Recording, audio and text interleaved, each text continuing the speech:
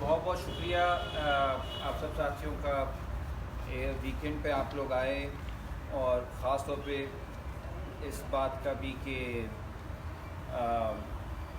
इससे बढ़ के आप लोगों का इंटेलेक्चुअल एक्टिविटी से और सोशलिज्म से मोहब्बत का कोई और सबूत नहीं हो सकता कि आप वैलेंटाइंस डे पे यहाँ पे मौजूद हैं और सोशलिज्म के ऊपर एक बोरिंग लेक्चर सुनने के लिए तैयार हैं। तो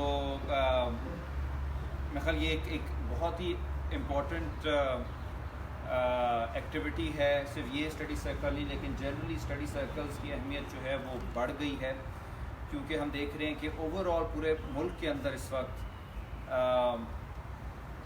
ना सिर्फ बहरान सियासी है, माशी है, समाजी है, बल्कि एक तरह से नज़रियाती बहरान भी मौजूद है। इस वक्त ना पाकिस्तानी रियासत और ना ही अपोजिशन के पास कोई ऐसा बयानिया बचा है जो लोगों को जोड़ सके। यानी हमारा सियासी जो बहरान है वो एक तरह से बयानिए का बहरान बन गया है। The political crisis has turned into a linguistic crisis. Linguistic crisis जब बन जाए पॉलिटिकल क्राइसिस, तो फिर आपके पास वो वोकैबुलरी भी नहीं बचती जिसके ज़रिए आप समझा सको कि आपके मसाइल क्या हैं।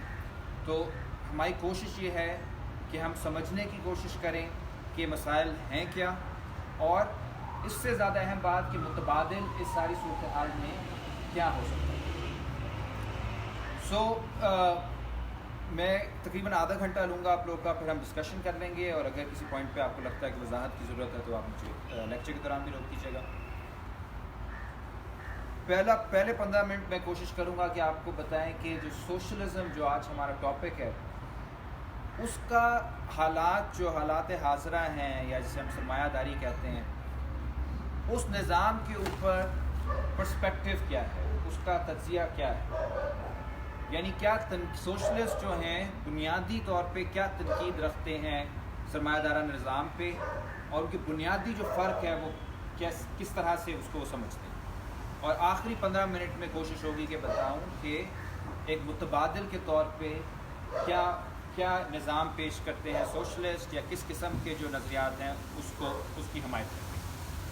तो 3 चीज़ें हैं जो समझते हैं बहुत ज़रूरी है। अगर आप सोशलिस्ट फ़लसफ़े में इंटरेस्ट रखते हैं या उसको समझना चाहते हैं, तो 3 बड़ी चीज़ें ऐसी अहम चीज़ें हैं जो कि सोशलिस्ट कहते हैं कि उन्हें सरमायादारी से मसला है। पहला,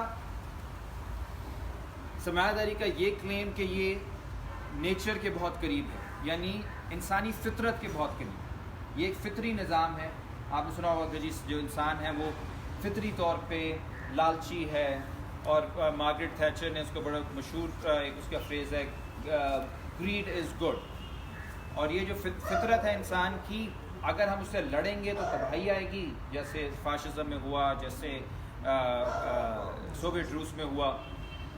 और अगर हम फितरत के साथ चलेंगे, यानी हम लोगों को लालची होने देंगे, तो फिर निज़ाम जो है बेहतर होगा। यानी कुदरत के साथ ये जुड़ा है। दूसरी चीज़ जिसके ऊपर इख्तलाफ करते हैं सोशलिस्ट, वो ये क्लेम है कि ये हर इंसान को मौका देता है कि वो अपनी मर्ज़ी के मुताबिक ज़िंदगी गुजार सके। यानी जो फ्रीडम का आइडिया है सरमायादारी के अंदर, वो सरमायादार जो है क्लेम करते हैं कि यहाँ पे एक फ्री मार्केट है, जिसमें जिसका जो दिल करता है वो आके मार्केट में अपना हुनर बेचे, उसे टेस्ट करे, और उसकी बुनियाद पर अपनी मेहनत से खुद अपने आप को मनवाए। इस क्लेम को भी कंटेस्ट करते हैं सोशलिस्ट। और तीसरा जो इम्पोर्टेंट चीज़ है ये है कि ये निज़ाम जो है ये ओवरऑल इंसानी बहबूद के लिए, तरक्की के लिए, ये सबसे रैशनल सिस्टम, यानी अकल के सबसे करीब ये निज़ाम है, क्योंकि इसमें जो सारी ग्रोथ हुई है, सारा जो हमारे पास पिछले 200-250 साल का ये सबूत के तौर पे बताया जाता है कि ये सारा जो कंस्ट्रक्शन है,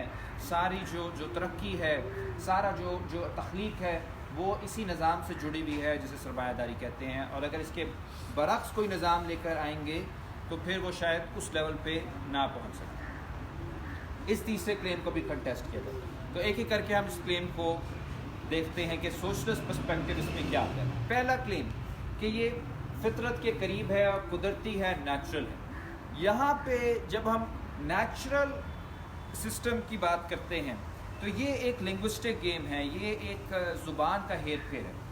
کیونکہ اس میں پرابلم یہ ہے کہ ہر نظام تاریخ کے اندر جب وہ قائم ہوتا ہے، ڈومیننٹ ہوتا ہے، ہر رولنگ سسٹم اس کا کلیم یہ ہوتا ہے کہ وہ قدرتی ہے.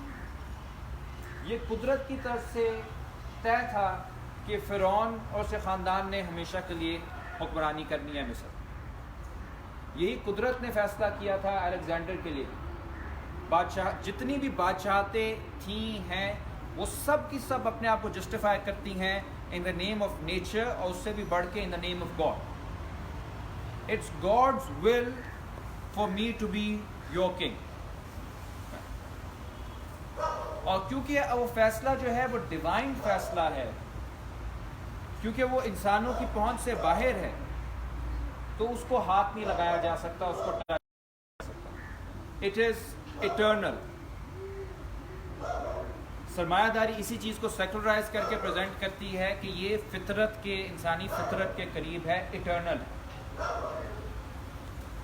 اب پہلا سوال یہ آتا ہے کہ ایسا کیوں ہے کہ 1,00,000 سال کی انسانی تاریخ میں تقریباً ہمارے پاس 1,00,000 سال کا ثبوت موجود ہے، اس کے اندر جو فطری نظام تھا یہ پچھلے 200 سالوں سے صرف کیوں آیا؟ تو انسان تقریباً 1,00,000 سال فطرت سے اپنی دور کیسے رہ رہا تھا؟ Why was all of that unnatural and this system is natural? یہاں پہ پہلا سوال آتا ہے جس کو مارکس انٹروڈیوس کرتا ہے ایک کانسیپٹ کو، ہسٹوریکل مٹیریلزم، کہ ہمیں تاریخ کو پڑھنا پڑے گا اور اس کے ذریعے سمجھنا پڑے گا کہ کیا ہم صرف اپنے حال کے، اپنی مادی سچویشن کے، اپنے معروض کے قیدی تو نہیں ہیں. ہمیں لگتا ہے ہم بہت بڑے فلسفی ہیں، ہم پوری کائنات کی بات کر رہے ہیں، قدرت کی بات کر رہے ہیں، فطرت کی بات کر رہے ہیں، لیکن کیا ہم صرف اپنے جو امیجیٹ ہمارا چھوٹی سی زندگی ہے دنیا میں اس تک محدود تو نہیں اپنے آپ کو کر رہے؟ اور اس ہسٹوریکل مٹیریلزم کے ذریعے مارکس جب تاریخ پہ نظر دوڑاتا ہے، کیپٹل کے اندر جو کتاب ہے اس میں ایک بہت زبردست ایک سیکشن ہے پریمیٹیو ایکیومولیشن کا، جو آخری چیپٹر ہے، اور وہ کہتا ہے ایک چیز وہ نوٹس کرتا ہے کہ جتنا ہمیں یقین ہے کہ آج یہ حقیقت ہے اور قدرتی ہے، 8ویں صدی میں پیدا ہونے والے لوگوں کو، 9ویں صدی میں پیدا ہونے والوں کو، جو جاگیرداری کے زمانے میں پیدا ہو رہے تھے، ان کو بھی اتنا یقین تھا کہ جاگیرداری جو ہے وہ فطری ہے. 12ویں صدی والی کو بھی یقین تھا، 13ویں صدی، 14ویں، 15ویں، 16ویں، یعنی ہم کوئی یونیک نہیں ہیں. اور ہمارا تو بہت چھوٹی بات ہے، سرمایہ داری تو 200 سال پرانی کہانی ہے اور بڑے صغیر میں 100-150 سال پہلے آئی. جاگیرداری تو 1000 سال تک رہی. تو جب 9ویں صدی میں کسی نے بغاوت کی کوشش کی ہوگی، چلے وہ ہار گیا، پھر 11ویں صدی میں کی ہوگی، پھر 13ویں، پھر 15ویں، 18ویں صدی میں جب فرانسیسی انقلاب کے دوران جب لوگ نکلے ہوں گے بادشاہت کے خلاف، تو آپ سوچیں ان کے بارے میں لوگوں نے کیا کہا ہوگا کہ یار یہ چیز تو تم لوگ کیسے بے وقوف ہو، یہ چیز تو 1000 سال سے لوگ کوشش کر چکے ہیں، بار بار شکست ہوئی ہے. فطری نظام جو ہے وہ بادشاہت ہے اور جاگیرداری ہے، تو آپ کیوں بار بار اس کو چیلنج کر رہے ہو خام خام؟ سو ان دیٹ سینس ایک بہت بڑی جو تاریخ تھی، اس میں ہم چلے جائیں تو ہمیں پتہ چلتا ہے کہ لوگ اپنے وقت کے قیدی ہوتے ہیں، اپنے حال کے. لیکن اس کے باوجود فرانسیسی انقلاب بھی ہو گیا 18ویں صدی میں، امریکہ میں بھی انقلاب ہو گیا، اور انہوں نے دونوں ممالک میں بادشاہت کو ختم کر دیا ہے. یہ کہا جاتا تھا کہ بادشاہ کو اگر آپ ہاتھ لگاؤ گے تو ہاتھ پگھل جائیں گے. اسی فرانسیسی بادشاہ کو پکڑ کے اس کی بیوی سمیت اس کی گردن اتار دی گئی، کسی کا کچھ نہیں پگھل. جس سے مارکس دوسری چیز نکالتا ہے کہ نہ صرف تاریخ کے اندر تاریخی مادیت کے ذریعے ہم سمجھ سکتے ہیں کہ کس طرح سے ہر جو شعور ہے کسی بھی انسان کا وہ جڑا ہوا ہے اس کے اپنے حالات سے، بلکہ اس شعور کے اندر یہ گنجائش بھی ہے کہ وہ اپنے حالات سے بڑھ کے کچھ کر سکے، جسے وہ ڈائلیکٹکس کہتا ہے. جدلیات، یعنی کوئی بھی سوشل فارمیشن، کوئی بھی معاشرہ، کوئی بھی سوسائٹی، اس کے اندر نہ صرف اپنی ایک رولنگ آئیڈیاز ہیں، لیکن اسی کے بطن سے ایک عمل لے رہی عمل نہیں ہے، بلکہ اس کی حقیقت تضاد ہے۔ یہ مارکس ہیگل سے موجود ہوتے ہیں۔ اسی لیے غلامانہ دور کے بعد جاگیرداری ہے، اور اسی سے جاگیرداری کے اندر جو تضادات پیدا ہوئے، جس کے اندر ابھی ہم نہیں تفصیل میں نہیں جا سکتے وقت کی قلت کی وجہ سے، لیکن انہی تضادات کے اندر سے یہ سوچ ہے کہ کیا انسان جو ہے بادشاہت کے بغیر رہ سکتا ہے، کیا جاگیرداری کو ختم کیا جا سکتا ہے۔ یعنی یہ جدلیاتی عمل تھا جو تضادات پیدا ہوئے سماج کے اندر، اسی میں سے نکلا۔ یعنی جو شعور ہے ہمارا، وہ ریفلیکٹ کرتا ہے کسی بھی انسان کا شعور ان تضادات کو۔ آپ کا شعور جو ہے وہ اس ہمیشہ، چاہے آپ کسی بھی کہ آپ کو قید کریں گے، بس یہی حقیقت ہے، آپ نے پیدا ہونا ہے، پڑھائی کرنی ہے، اس کے بعد ہائر ایجوکیشن کرنی ہے، اس کے بعد اور ہائر ایجوکیشن کرنی ہے، جب پتہ چلتا ہے نوکری نہیں مل رہی، اس کے بعد ایک اور ڈگری کر لینی ہے، پھر نوکری نہیں ملی تو سی ایس ایس کی تیاری شروع کر دینی ہے، پھر نوکری نہیں ملی تو پھر آپ نے کوئی چھوٹی موٹی فائنلی آپ نے شادی کر کے جس کو سیٹل کر دیں۔ یعنی ایک زندگی کا ایک ردم ہے جس کو ڈیفائن کر دیا سسٹم نے، مگر اسی ردم کے اندر یہ جو پورا ایک سیٹ اپ بنایا ہوا ہے، it is haunted by an incompleteness, اس کے یہ اندر سے ہی نامکمل ہے۔ اسی لیے انسان کی خواہش جو ہوتی ہے وہ اپنی جو حالات ہوتے ہیں اسے بڑھ کے ہوتے ہیں، کیونکہ کہیں نہ کہیں اس کے ارد گرد کوئی اور بھی ایسا امکان اسے نظر آتا ہے جو اس کی زندگی سے اور اس کی زندگی کا جو ردم ہے اسے بڑھ کے، وہ اس لیے کیونکہ معروض کے اندر ایک امکان موجود رہتا ہے ہمیشہ، which then means that because of dialectics, Marx is able to say that no society, no moment, no mode of production is ever fully complete. اس میں ہمیشہ گیپ رہتا۔ سو پہلا تنقید ہماری پہلے سسٹم پہ یہ آ گئی کہ قدرتی یا فطری کچھ نہیں ہوتا، بنیادی چیز یہ ہے کہ تضادات زندگی کا حصہ ہیں، اور یہ انسان نے خود چوز کرنا ہوتا ہے کہ کس قسم کا معاشرہ اسے چاہیے، کس قسم کی زندگی چاہیے۔ آپ جھک بھی سکتے ہو، آپ لڑ بھی سکتے ہو، کمریڈ کیسے، آپ جھک بھی سکتے ہو، آپ لڑ بھی سکتے ہو۔ These are decisions that depend upon you. آپ بہت اچھا ایک مارکس اس کے لیے فریز کرتا ہے، اس زمانے میں مین، اب ہم کہیں گے humans make their own history but not in the circumstances of their own choosing. آپ کچھ حالات میں پیدا ہوتے ہو، وہ آپ پہ حالات کا جبر ہے، لیکن اس میں آپ نے فیصلہ کیا کرنا ہے، یہ آپ کا حق ہے، یہ آپ سے کوئی نہیں چھین سکتا، ٹو دا پوائنٹ کہ آپ امام حسین کی طرح بھی ہو سکتے ہو، ڈیتھ بھی امبریس کر سکتے ہو if you want, that is the right of any individual. So ایک فریڈم کی گنجائش ہمیشہ رہتی ہے، کوئی بھی سسٹم کمپلیٹلی فریڈم نہیں ختم کر سکتا۔ دوسرا پوائنٹ جو ابھی ہم نے تنقید رکھی کہ یہ کہا جاتا ہے کہ یہ سسٹم جو ہے ایکول ایکسچینج کے اوپر مبنی، کہ اگر آپ میں ہنر ہے، آپ مارکیٹ میں آتے ہو تو فری مارکیٹ آپ کو وہ کچھ دے پاتی ہے جو آپ ڈیزرو کرتے ہو۔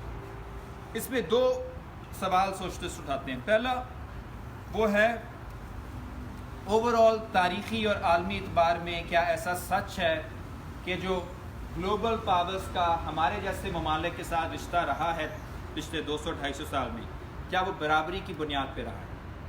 کیا ایسا ہوا کہ برٹش آئے، انہوں نے کہا کہ جی ہم پہلے ویزے کے لیے اپلائی کیا، پھر ان کو ہم نے ویزا دیا، وہ آئے، انہوں نے کہا کہ جی آپ کو ہم کیا ڈیولپمنٹ کر کے دے سکتے ہیں، تو ہم نے ان سے ریکویسٹ کی ریلوے بنا دیں، یہ کرتے ہیں وہ کرتے ہیں، اور پھر ان کو بھی فائدہ ہوا، ہمیں بھی فائدہ ہوا، معاملات ہیں۔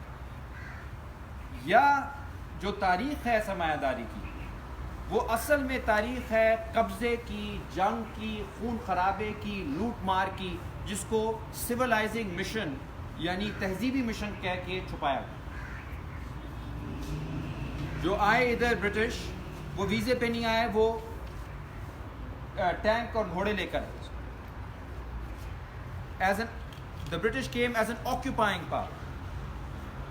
یہاں پہ آ کے جو انہوں نے لینڈ کو پرائیویٹائز کیا، ایک بہت فیمس ایکٹ ہے 1793 کا پرماننٹ سیٹلمنٹ ایکٹ، جس میں زمین کو جاگیرداروں کے حوالے کیا گیا۔ اس کا مقصد ہمارے نزدیک یہ نہیں تھا کہ آپ نے ماڈرنائز کرنا ہے انڈیا کو اور ہندوستان کے عوام کو آپ نے روسو یا کانٹ سے متعارف کرانا ہے، فریڈم کے آئیڈیاز دینے ہیں، بلکہ اس کا مقصد یہ تھا کہ وہ زمین جو لوگوں کی اجتماعی تھی، مشترکہ زمین تھی، اسے نجی ملکیت میں دی جائے، کن کے حوالے کی جائے، جو برٹش کے پٹھو تھے، اور ان کے ذریعے ٹیکس جنریٹ کیا جائے، وہ ٹیکس جو کہ بعد میں پھر برطانیہ کی ترقی میں لگ سکے۔ اسی طرح ان سے وہ ایگریکلچر پروڈیوس لیا جائے جس کی اس وقت ضرورت تھی، جیسے کاٹن، جوٹ، ویٹ، جس کی برطانیہ کو اس وقت ضرورت تھی، اور ریلوے ٹریکس اس طرح سے بنائے جائے۔ اگر ابھی بھی آپ دیکھیں ہمارا جو ریلوے ٹریک ہے وہ پاکستان کو اندرونی طور پہ کنیکٹ نہیں کرتا، وہ سارے کے سارے پورٹ سٹیز کی طرف جاتے ہیں۔ کراچی کو انہوں نے گجرات میں کیا، ممبئی شہر ہی نہیں تھا، اس کو بنایا۔ اس کا مقصد کیا تھا کہ یہاں سے کیا جو پروڈکشن ہے اس کو بھیجا جائے انگلینڈ کی طرف، جسے کہتے ہیں ڈرین آف ویلتھ، یہاں سے ویلتھ کو ڈرین کیا جائے۔ ایک بہت خوبصورت سڈنی منٹ سے ایک پروفیسر انہوں نے لکھا ہے کہ ان کی ویسٹ انڈیز میں بھی تھی کالونیز برٹش کی، جو کہتا ہے کہ وہاں پہ جو کافی کے ورکرز تھے وہ سلیوز تھے، وہاں پہ سلیوری کر کے کام کروا رہے تھے، وہ کافی بنا رہے تھے، اور مینچسٹر میں لوگ سٹیل مل میں کام کر رہے تھے، وہ چینز بنا رہے تھے۔ کافی جو تھی وہ ورکرز، برٹش ورکرز کو دی جاتی تھی تاکہ وہ زیادہ کام کریں، اور اس سے زیادہ چینز بنتی تھی، اور جا کے ان کے اوپر زنجیریں باندھی جاتی تھی ان غلاموں کے جو کافی اگا رہے تھے۔ نہ برٹش ورکر برابر تھا اپنے مالک کا، اور نہ وہ غلام جو بڑی بڑی کمپنیز کے لیے کام کر رہے تھے۔ یہ شوگر میں انڈسٹری میں بھی کر رہے تھے، یہ کافی میں بھی کر رہے تھے۔ ایک بڑی خوبصورت ان کی کتاب ہے sweetness, the power of sweetness, city minutes, جو پوری تاریخ بتاتے ہیں کہ شوگر کا ابھی بھی آپ دیکھ رہے ہیں مافیا ہے یہاں پہ ہماری حکومت۔ یہ شوگر کا پوری تاریخ ہی ایک مافیا کی تاریخ ہے پچھلے 300-400 سالوں کی، اور اس میں جو کلیدی کردار تھا وہ برٹش کا تھا، بعد میں امریکنز کا۔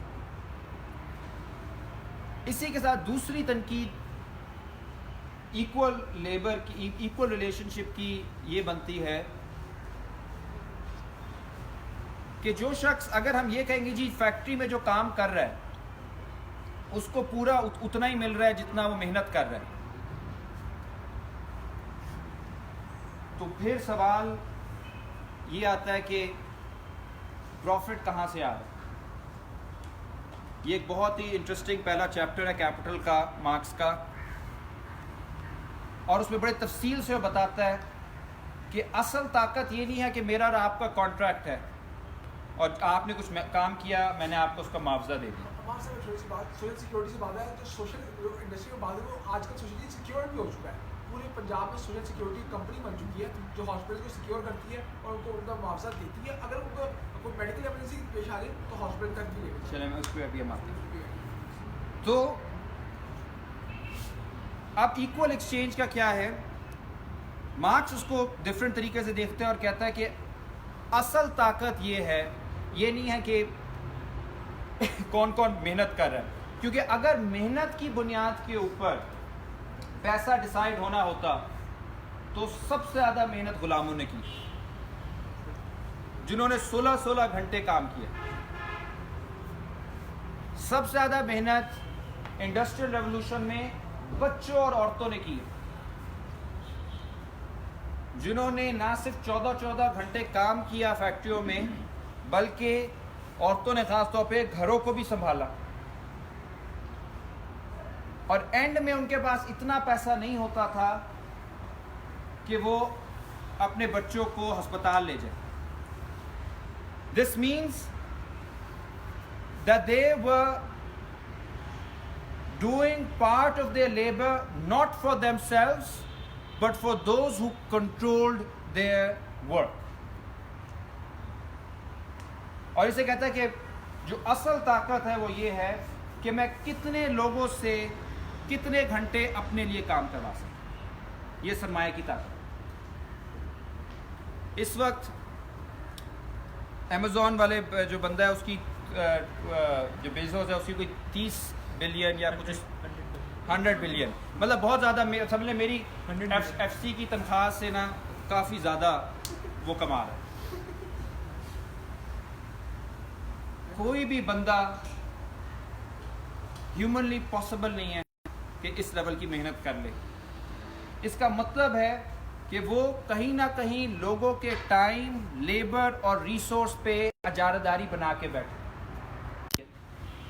اس لیے ہمارے پاس اتنا پیسہ ہے، اور جو کسان ان کے لیے بنگال کے اندر سارا دن گندم اگا رہا تھا وہ بھوک سے مر رہا، وہ محنت نہیں کر رہا.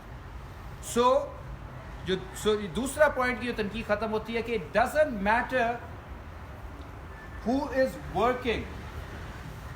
سسٹم کے اندر یہ میٹر کرتا ہے کہ who is controlling the means of production. جو ذرائع پیداوار ہے اس پہ قبضہ کس کا ہے؟ قبضہ اگر ملٹی نیشنل کمپنیوں کا ہے، قبضہ اگر جاگیرداروں کا ہے، قبضہ اگر بڑی بڑی کارپوریشنز کا ہے، تو پھر اس سے فرق نہیں پڑتا کہ نیچے جو لوگ کام کر رہے ہیں وہ اپنے وقت کو، اپنے جسموں کو، اپنے سارے ہنر کو کسی کے نجی منافع کے لیے صرف کریں.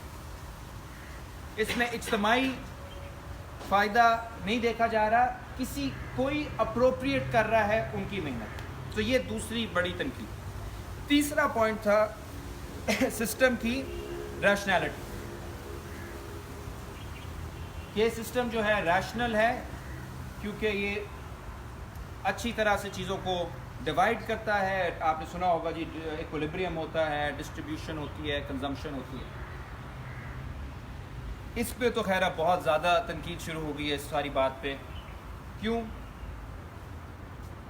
مارکس نے اگین اور اس پہ اب بہت سارے، اگر آپ لوگ ڈیوڈ ہاروی کو پڑھیں، رچرڈ وولف، یہ لوگ جن کا میں نام لے رہا ہوں آدھا میں شوخی مارنے کے لیے لے رہا ہوں کہ میں نے پڑھا ہے، آدھا میں اس لیے کہہ رہا ہوں کہ آپ لوگ کو ان کو ایکچولی پڑھنا چاہیے. These are very good writers, اور سمپل انہوں نے لکھا ہے، ہمارے جیسے لوگ کے لیے لکھا ہے کہ یہ ایکسیسیبل ہو، ہمیں سمجھ آ سکے. ڈیوڈ ہاروی، رچرڈ وولف، وہ تیسرا کے اور رائٹرز ہیں جن کی ہم اینڈ میں لسٹ بھی ہم پاس کر سکتے ہیں. اور ان کا کلیم یہ ہے بہت سادہ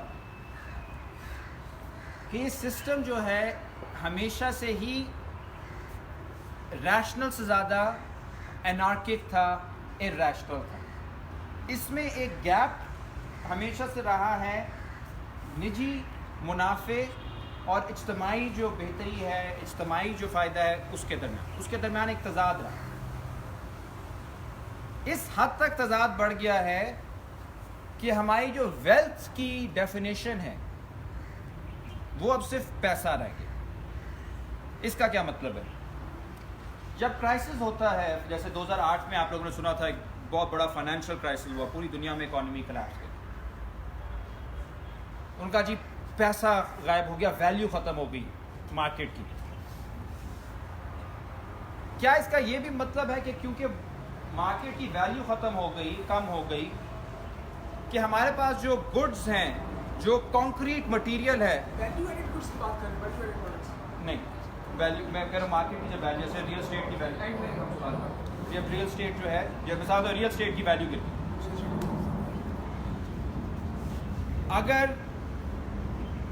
اگر ہم کہتے ہیں کہ جی یہ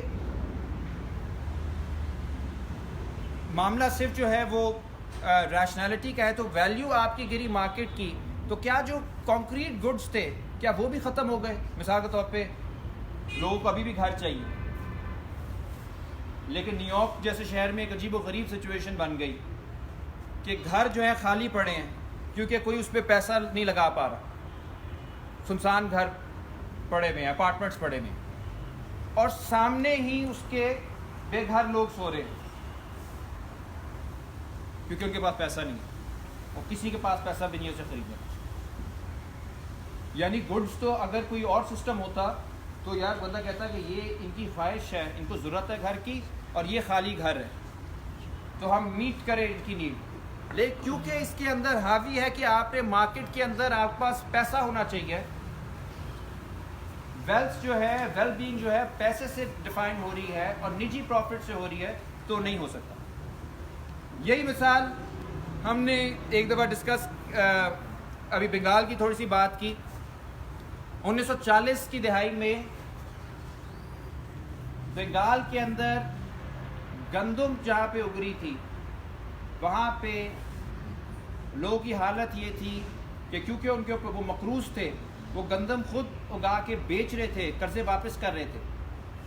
ان کی یہ سچویشن بن گئی کہ وہ مارکیٹ سے جا کے اپنی ہی اگائی ہوئی گندم نہیں خرید پا رہے تھے. لوگ فوت ہونے لگ گئے اور ایونچولی 20 سے 40 لاکھ کا ہمیں فگر ملتا ہے جو لوگ قحط کی وجہ سے، بنگال قحط کہتے ہیں اس کی وجہ سے ملتا. قحط نہیں تھا، گندم تھی، موجود تھی، لیکن ساری گندم بڑی بڑی برٹش کمپنیاں لے گئی تھی دوسری جنگ عظیم کے لیے، اور کسانوں کی حالت نہیں تھی کہ وہ خرید سکے. اور اتنے برے، اگر آپ اس کی آرکائیو میں پڑھیں، مجھے موقع ملا پڑھنے کا کہ وہ جو آفیسر ہے، وہ گورے آفیسرز پہلے تو کنٹرول کر رہے تھے کہ بنگالی یہ بغاوت نہ کرتے، جنگ چل رہی ہے. 5, 10, 15 لاکھ بندے مرنے کے بعد انہوں نے بھی لکھنا شروع کر دیا کہ یہ کچھ حیا کرے، بہت بہت پورے گاؤں ختم ہو رہے ہیں اور ہمارے لیے اب قابل قبول نہیں ہے سچویشن. اور اس کے اوپر بڑا فیمس چرچل کا رسپانس تھا، has Gandhi died as yet. اس کو صرف فکر یہ تھی کہ میرا دشمن مرا ہے. سو یہ جو گیپ ہے between needs of human beings and between private wealth, private profit, یہ بہت بڑھ گیا ہے اور اس کو اور ایکسلریٹ کر دیا ہے آج کے ماحولیاتی بحران. جو ماحولیاتی بحران ہے آج کا، وہ یعنی آپ سٹارٹ ہم نے کی تھا ریزن سے، ریشنالٹی سے. تو ریزن ہمیں یہ بتاتا ہے کہ دنیا تباہی کی طرف جا رہی ہے. We are heading towards complete destruction, اور اس ڈسٹرکشن کے ذمہ دار کوئی اور نہیں، ہم ہیں. اچھا ہم نے دیکھ لیا جی ماحول تبدیل ہو رہا ہے اور ہمارے پاس پروڈکشنز آ گئی، اتنا تبدیل ہو رہا ہے اور اتنا زیادہ اگر ہو گیا تو کوئی ریورس نہیں ہو سکے گا، پوری سویلائزیشن ہے وہ خطرہ ہے. ہمیں یہ بھی پتہ چل گیا کس وجہ سے ہو رہا ہے، کاربن فٹ پرنٹ ہمارا بڑھ رہا ہے. ہم نے یہ بھی آئیڈینٹیفائی کر لیا کہ کون سی کمپنیاں جو کر رہی ہیں، کول کا مسئلہ ہے، تیل کا مسئلہ ہے. لیکن اس ساری ریزن کو کیا چیز روک دیتی ہے؟ پھر سے وہی چیز، نجی منافع. نہ امریکی حکومت جو ہے وہ اپنی بڑی جنہیں فوسل فیول انڈسٹریز کہتے ہیں ان کو ہاتھ لگا رہی، ہاتھ بھی نہیں لگا سکتی، بلکہ انہیں اور پروجیکٹس دے رہی. ہمارا ملک جو ہے 6 نمبر پہ ہے ونربل ملکوں میں. اور یہاں پہ ابھی کچھ سال پہلے ساہیوال کے اندر ایک زبردست قسم کا پروجیکٹ ہوا، کول پاور پلانٹ لگا، آپ لوگوں نے سنا ہوگا ساہیوال پلانٹ. اس کا جو کوئلہ ہے وہ ایک طرف ساؤتھ افریقہ سے آ رہا ہے، ایک طرف انڈونیشیا سے، ساری دنیا کوئلے سے دور جا رہی ہے. لیکن ایک طرف ساؤتھ افریقن کوئلہ، ایک طرف انڈونیشین اور پیسہ چائنیز. یہ تینوں ملک کہیں ملے، ان کے نمائندے انہوں نے کہا جی ہمارے پاس کوئلہ ہے، چائنا نے کہا ہمارے پاس پیسہ ہے، کوئی ایسا چبل ملک بچا ہے جو ہمیں لگانے دے گا پلانٹ. ان کا فکر ہی نہ کریں، حاضر ہے. اور ساری بیوروکریسی، سارے جو پنجاب بیوروکریسی ہے، اس وقت شہباز شریف تھے وزیر اعلیٰ، انہوں نے بلڈوز کر کے سارے انوائرمنٹل کنسرنس ایک جگہ پہ، ایک گاؤں کے اندر پورا ایک پلانٹ لگایا، جس سے پورے اس علاقے کا پانی بھی تباہ، ایگریکلچر بھی تباہ، اور جو ہماری ونربلٹی ہے، کلائمیٹ ونربلٹی، وہ بہت بڑھ گئی. یہ والی حکومت کہہ رہی ہے کہ بہت غلط ہوا تھا، لیکن ہم نے اب کانٹریکٹ سائن کر دیا، ہم کچھ نہیں کر سکتے. اور 30 سال کا کانٹریکٹ، اور کلائمیٹ چینج کے لیے ہمارے پاس 15 سال بچے. تھر میں بھی یہی ہوا. بالکل بالکل. بس ختم کر لوں. ہاں بس میں ختم کر رہا ہوں. بس اچھا ساہیوال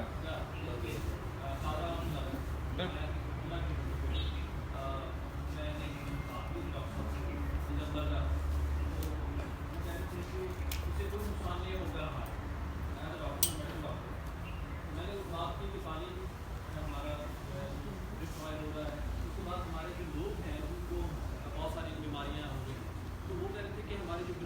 प्लेसेज हैं, जो हमारे सेक्रेटरीज हैं, उनको देखना चाहिए, ठीक है। अब उसके बारे में मैंने उस वक्त बात उठाई थी, ठीक है, लेकिन किसी ने नहीं सुनी। अब जो मैं समझ रहा हूँ, और उसके साथ कैंट आ रहा है, कैंट एरिया, क्या कैंट वाले जो है इतने, मुझे नहीं समझ आ रही थी कि वो क्या इतने फूल हैं तो उन्होंने वो लगवाया है, क्योंकि उनके भी वो डेफिनेटली जो है इफेक्ट करेगा। और उसी के साथ आपको पता है कि जो बड़ा कैंट है वो 2nd नंबर पे है जहाँ बहुत सारा असला पड़ा, ठीक है। अब उससे क्या, मुझे नहीं पता लग रहा कि कौन सी उसकी स्ट्रेटजी है चाइना की, क्या उससे, क्योंकि 2 गाँव जो है वो उन्होंने खराब कर, 2 गाँव पे वो पूरा बनाया हुआ है ऐसे, उसके बीच में उन्होंने इसमें पूल्स हैं, ठीक है, हम जैसे उनको जाने नहीं देते, ठीक है, लेकिन थ्रू किसी दोस्त के हमने वो विजिट किया, वो तो पूरा जो है 7 स्टार होटल है। बिल्कुल, मैंने भी दूर से देखा है, ऐसे ही है जैसे आप कह रहे हैं डॉक्टर साहब। तो ये एक बहुत ही ये एक एग्जाम्पल है, थर जैसी जगह को तबाह करना, साहिवाल को, और ये सिर्फ थर नहीं हो रहा, साहिवाल नहीं हो रहा है, पूरा माहौलियाती तब्दीली आ रही है। और जिस तरह से बुलडोज ये करते हैं, उसकी वजह यह है कि उन्हें पता है कि अगर थोड़ी सी भी इसके ऊपर बहस हो गई तो ये सपोर्ट नहीं कोई करेगा, क्योंकि ये रैशनल बुनियाद पे सपोर्ट किया नहीं जा सकता। सो रीज़न के दरमियान और सरमायादारी के दरमियान बहुत बड़ा गैप आ गया। इक्वालिटी के सवाल और इनइक्वालिटी के दरमियान बहुत बड़ा गैप आ गया। इसी तरह फितरी निज़ाम, जिसको फितरत या कुदरती कहते हैं, उसके दरमियान और सरमायादारी के दरमियान बहुत बड़ा गैप आ गया। अब अगर हम इसको कंक्लूड करें कि मुतबादिल क्या हो सकता है, मुतबादिल इन्हीं चीज़ों से हमारे पास एक क्लियर एक विजन आ जाता है इसी तनकीद के अंदर, कि पहली चीज़ ये कि ऐसा कहना कि निज़ाम तब्दील नहीं हो सकता, ये निज़ाम की सबसे बड़ी साजिश। ये लिंग्विस्टिक गेम है, ये लिंग्विस्टिक ट्रिक है, ये लैंग्वेज के साथ खेला जा रहा है कि लैंग्वेज आप इस तरह की बनाओ कि हमारी जो क्रिएटिविटी है उसके इर्द गिर्द दायरा बहुत छोटा लग जाए, कि ये दायराकार है, ये सिस्टम है, सिस्टम फाइनल है, उसके जो रूल्स ऑफ द गेम हैं वो डिसाइडेड है।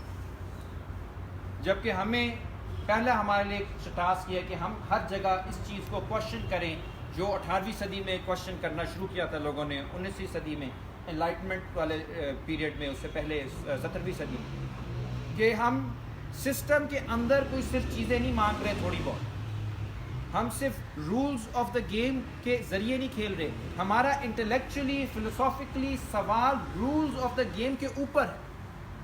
क्या ये रूल्स ऑफ द गेम जो हैं ये हमारे हक में हैं या हमारे खिलाफ रिग्ड है? सोशलिस्ट पर्सपेक्टिव है कि ये रिग्ड है, और साथ ही साथ मैंने ये कहा कि ये गुंजाइश है उसके अंदर, जदलाती मादियत हमें बताती है कि ये फाइनल हो ही नहीं सकता, because every moment in human history is haunted bye incompleteness. कोई भी सिस्टम अपने आप को कंप्लीट कभी नहीं कर सकता, उसी के वतन से कोई ना कोई तजाद, कोई ना कोई नई चीज़ जो है वो जन्म हर वक्त ले रही है।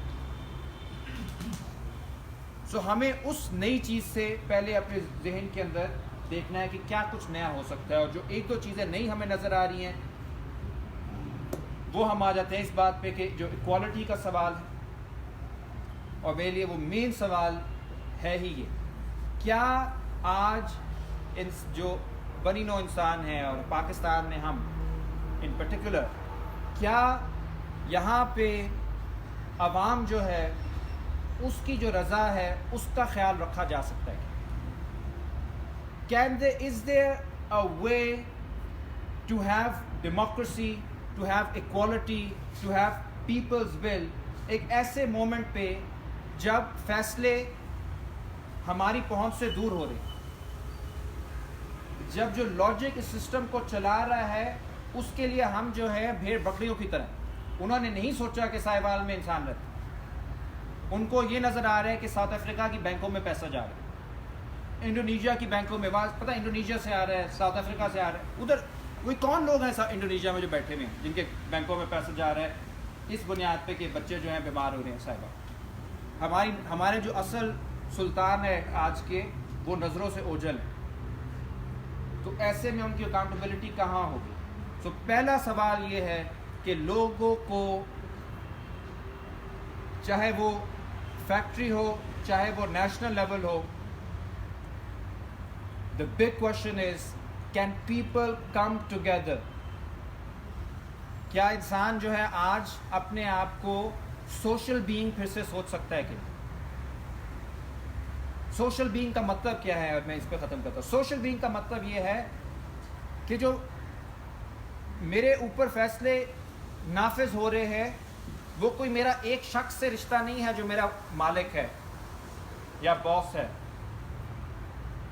بلکہ ایک سوشل فارمیشن ہے, ایک نظام ہے جس کے اندر, اس مشین کے اندر میری ایک چھوٹی سی جگہ ہے.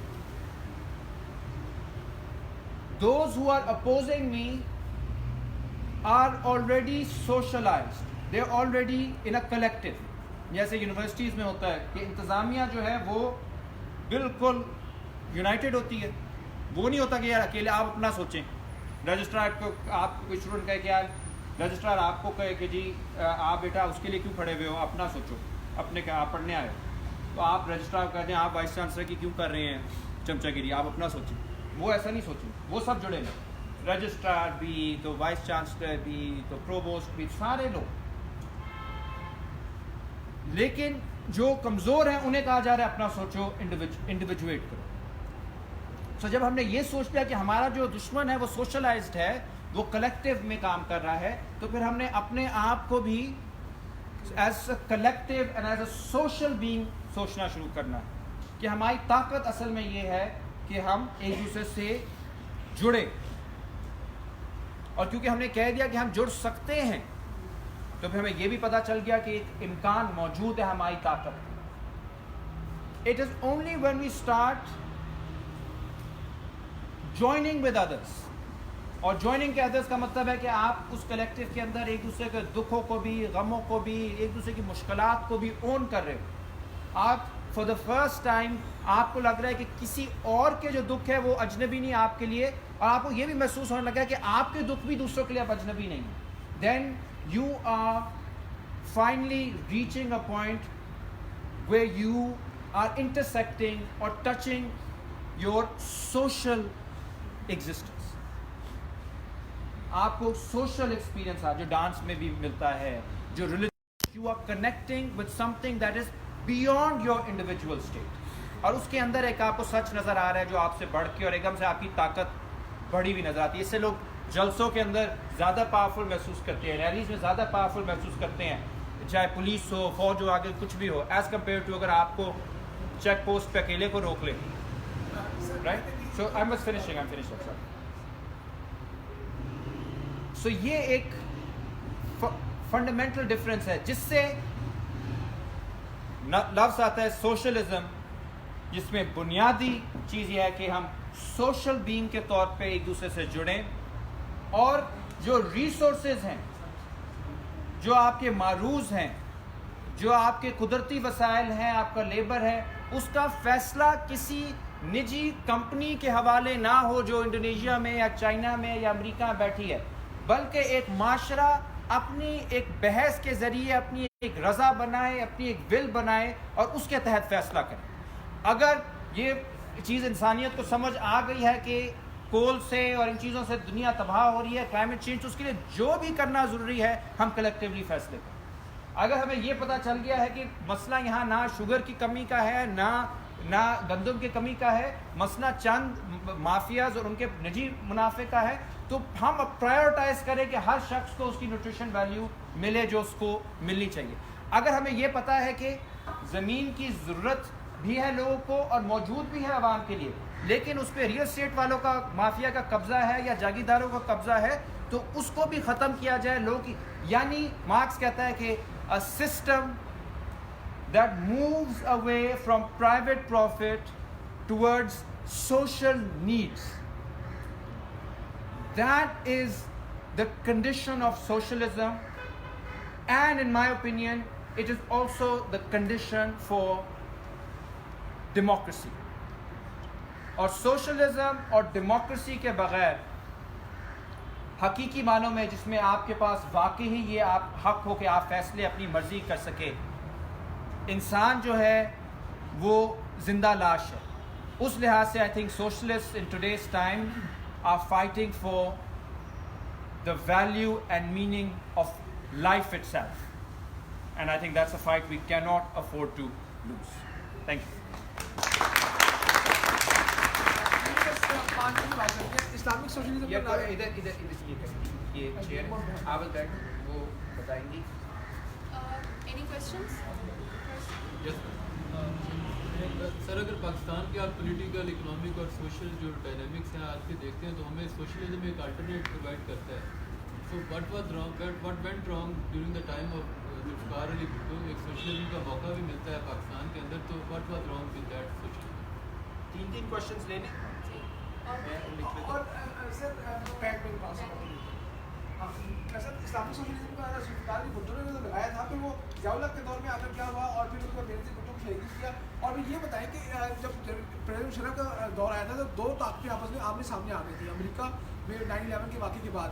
और जब भी कोई आमराना दौर आता है तो कोई ना कोई बड़ा वाक़या ऐसा हमारे दौर में हो जाता है कि कोई डेथ हो जाती है, कोई मर्डर हो जाता है, कोई और बेनज़ीर भुट्टो शहीद की वो टारगेट किलिंग किया गया. और अब इसके बाद एक नया मौका ऐसा है कि पाकिस्तानी सिनेमा में धूम 3 भी आई, धूम 2 भी आई, रेस 2 भी आई, इंडियन सिनेमा को हमने एक्सेप्ट किया. यहाँ तक कि इमरान हाशमी को हमने एक्सेप्ट कर लिया. मुल्ला नसीरुद्दीन शाह भी हमारे हॉलीडे फेस्टिवल में आए. मगर जब मंटो की फिल्म लगने लगी ज़िंदगी तमाशा, मंटो की समत गुजर की फिल्म, तो ज़िंदगी तमाशा उसको आकर वो एकदम वो मौलवी ने आकर उसको आगे बैठ कर दिया. 2 मरतबा वो सेंसर बोर्ड से निकली. सेंसर बोर्ड ने धूम 2 को भी पास कर दिया, रेस 2 को भी पास कर दिया, रेस 3 को भी पास कर दिया, सुल्तान को भी पास कर दिया. और वो क्या थी सलमान खान की और भी फिल्म थी उनको भी पास कर दिया. मगर 2 मरतबा उसको ज़िंदगी तमाशा को वहाँ से सेंसर बोर्ड ने निकाला. ऐसा क्यों किया? ये बहुत बड़ा क्वेश्चन है. 2 मरतबा से बैन. और फिर आखिर में आकर पंजाब गवर्नमेंट में आकर एक ही बंदा जिसके पास अकल नहीं है वो आपको सब जानते हैं, वो उसने आकर इस बैन लगा दिया कि भाई ये सिनेमा में नहीं लगी थी. पाकिस्तानी सिनेमा की रिवाइवल होनी है तो सरमत खुसर की फिल्म तो चलनी चाहिए. और उसके बाद ना ARY की सपोर्ट थी, ना उसके बाद जियो की सपोर्ट थी. उसने खुद सोशल मीडिया हैंडल पर जाकर लाहौर में जाकर उसने उसका किया ट्रेलर, उसने इस्लामाबाद में जाकर ट्रेलर किया, उसने 5-10 करोड़ रुपया लगा दिया उस पर. सर अमूमन जब सोशलिज़म की बात पाकिस्तान में होती है तो शहीद जुल्फ़िकार अली भुट्टो का नाम सर फहरिस्त आता है ना. ऊंचा कर लें फिर लोग.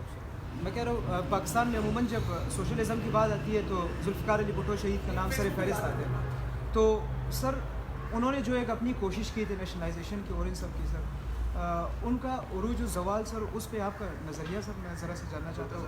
हाँ, और दूसरी बात सर ये जो अभी तक दोबारा ऐसा कोई कोशिश नेशनल लेवल पे किया नहीं गया ना, मसलन इवन पीपल्स पार्टी ने भी कभी कोशिश नहीं की वो वाली, तो उसके कुछ वजूहात जिस पे शायद मैं क्लियर नहीं हूँ.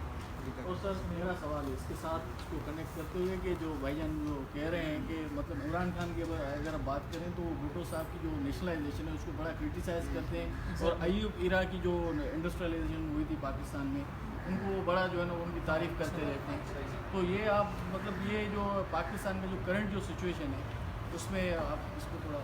अच्छा, मेरा इसमें लास्ट क्वेश्चन ये है कि बेसिकली जो मसले का सलूशन है वो यही है कि ये जो आइडियोलॉजी है ये ग्रास रूट लेवल पे स्प्रेड करे, वो कैसे की जा सकती.